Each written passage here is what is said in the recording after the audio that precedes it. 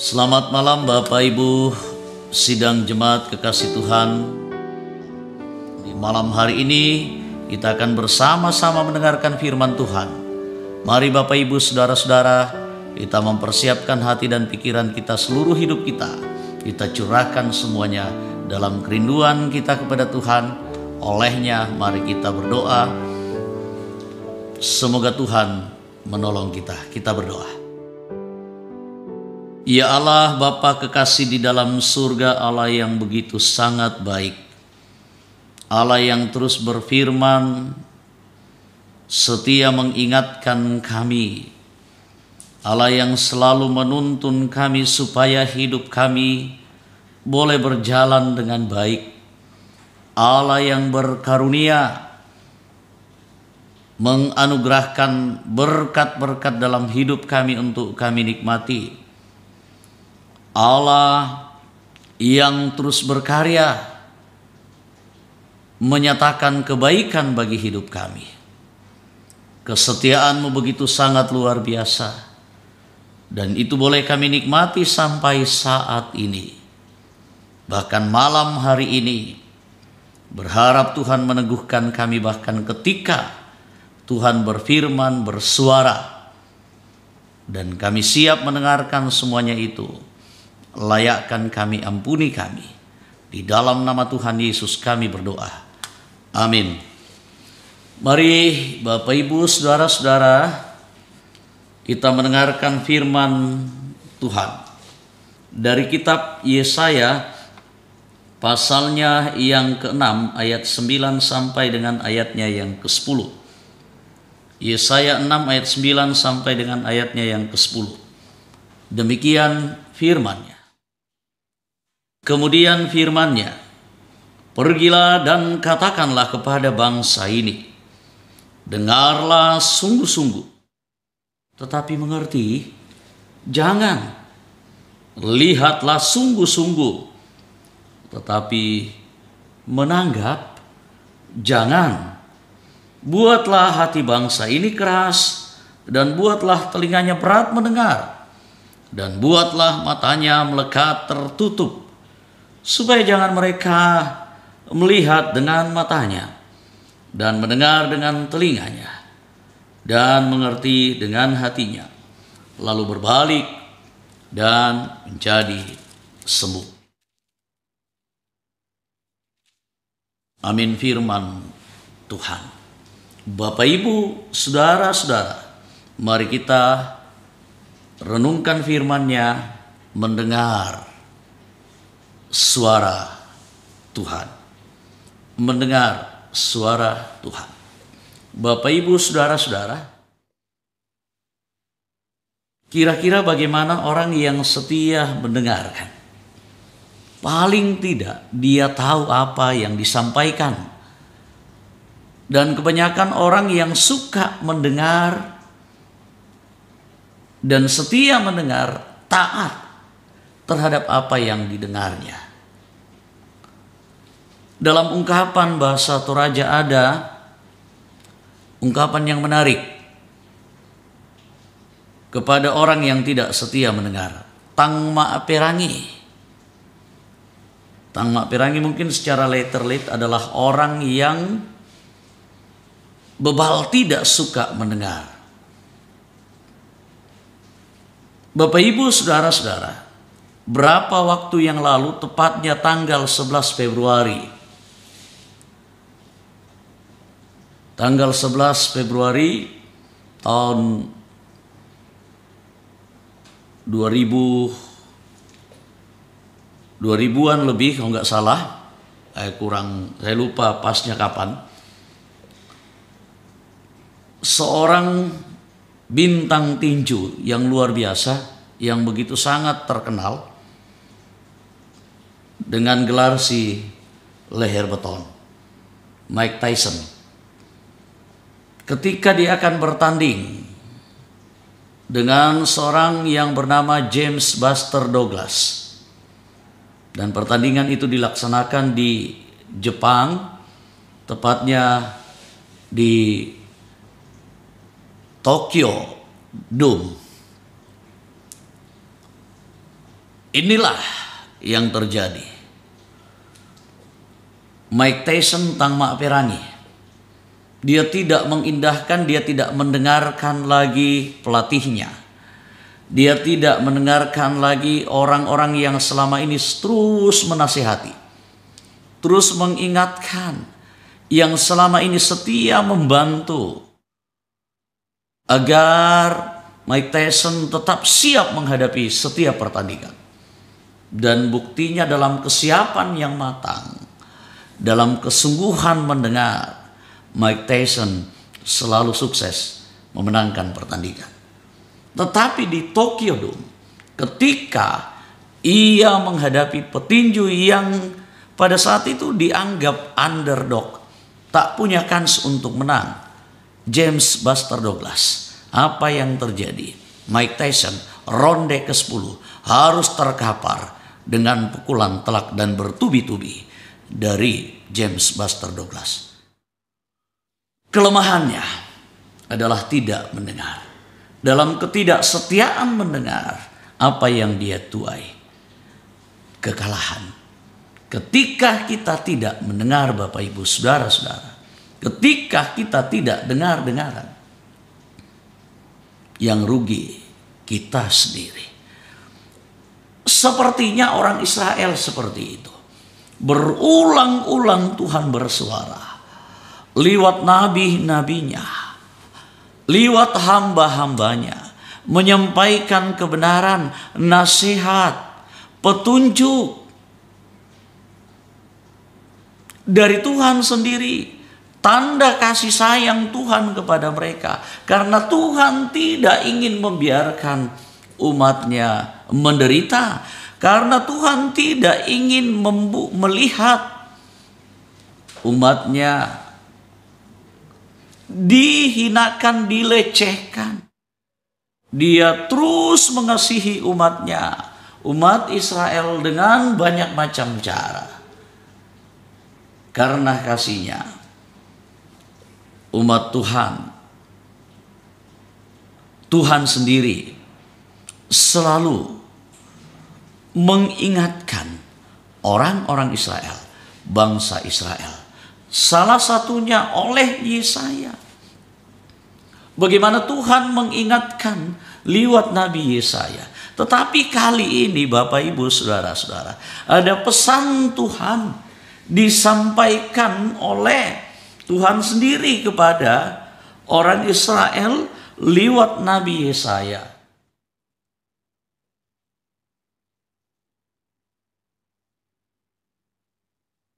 Rasa-rasanya kalau kita lihat dalam bacaan kita, Yesaya disuruh menyampaikan sesuatu, tetapi Tuhan sudah tahu.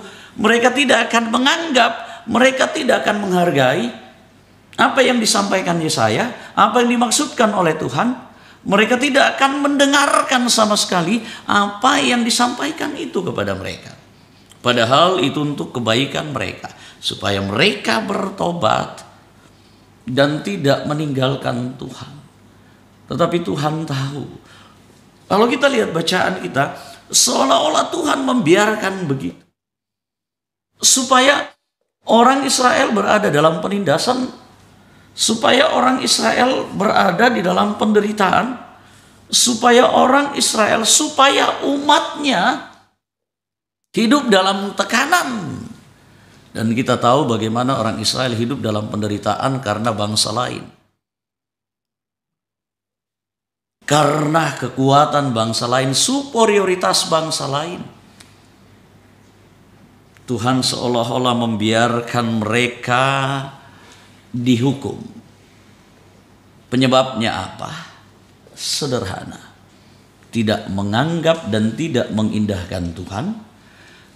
Tidak mendengar dengan setia dan tidak mengikuti suara Tuhan. Lalu Tuhan membiarkan. Maksud Tuhan membiarkan bukan karena tidak mengasihi, tetapi justru karena Tuhan mengasihi, supaya mereka, kalau dalam kita lihat dalam ayat terakhir, pasal 10 bagian terakhir, supaya mereka berbalik dan menjadi sembuh, supaya mereka tobat dan sadar diri. Ya, Bapak, Ibu, saudara-saudara yang kekasih dalam Tuhan. Bagaimana dengan kita? Adakah kita masuk dalam kategori totang mak perangi, orang yang tidak dengar-dengaran? Kemungkinan orang yang tidak dengar-dengaran itu karena mungkin faktor egonya, kekerasan hatinya. Kalau kita lihat teks kita jelas, karena hati mereka keras, mereka adalah orang yang tegar tengkuk. Mereka adalah orang yang berkehendak sesuka hati. Mereka adalah orang-orang yang keras kepala, selalu mengikuti kata hati mereka, keinginan mereka, ambisi mereka. Nah, jangan-jangan faktor itu pula lah yang membuat kita manusia zaman sekarang tidak setia mendengar Tuhan, karena faktor-faktor seperti itu. Masih ada kekerasan hati, masih ada keegoisan kita. Kita masih lebih turut pada keinginan hati kita, ambisi kita. Sehingga terkadang kita menempuh cara-cara kita sendiri. Terkadang kita menempuh pikiran kita sendiri tanpa melibatkan Tuhan, bagaimana Tuhan berkehendak, berencana dalam hidup kita. Karena ambisi kita, orang memakai berbagai macam cara. Lagi-lagi mungkin juga seperti pemilihan bupati, pemilihan wali kota. Karena kekerasan hati kita, pikiran kita, ambisi kita, keinginan kita sendiri, kita memilih cara-cara yang kotor. Bapak, Ibu, saudara-saudara, menjadi pergumulan bukan rahasia lagi di tanah Toraja, di Toraja Utara, yang terkenal bahwa di sana adalah daerah dengan begitu banyak gereja yang berdiri. Begitu banyak orang percaya. Mohon maaf saudara-saudaraku yang ada di sana. Jangan karena uang suaramu dibeli. Itu bukan rahasia lagi. Politik uang benar-benar mencemaskan. Sinode kita bahkan sudah dari dulu selalu mengingatkan pendeta-pendeta, penatua-penatua majelis gereja di ibadah-ibadah apapun. Bahkan Bapak, Ibu, saudara-saudara, terkadang tempat sinode, kantor sinode menjadi sebuah tempat yang wajib dikunjungi oleh para calon, minta didoakan. Ya, tugas kita untuk mendoakan. Tetapi setelah didoakan, mereka melakukan cara-cara yang kotor, cara-cara orang tidak beriman. Cara-cara itu adalah cara orang yang mirip dengan orang Israel. Jangan-jangan Tuhan sedang berkata kepada kita semua, katakanlah supaya mereka mendengar, tetapi mereka tidak mendengar. Sampaikan, mereka tahu, tetapi mereka tidak menganggap. Jangan-jangan Tuhan sedang bermaksud mendidik dan mengajar kita dengan caranya.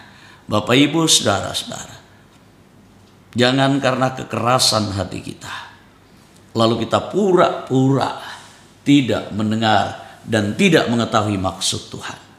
Saatnya sekarang, dengan suara Tuhan, maksud Tuhan dan rencana Tuhan, kita hidup memperjuangkan kehidupan ini dalam aktivitas hidup kita, dalam cita-cita dan impian kita sebagai anak-anak Tuhan. Andalkan Tuhan dalam hidupmu, dengarkan suara Tuhan, biarlah suara Tuhan mengarahkan kita kemana kita akan berjalan, ke jalan mana kita akan melangkah. Tuhan mengarahkan ke jalan yang benar, penuh dengan kegemilangan dan sukacita. Roh Kudus memberkati. Amin. Bapak, Ibu, saudara-saudara, demikian firman-Nya. Mari kita memuji Tuhan, kita nyanyikan suaramu kudengar.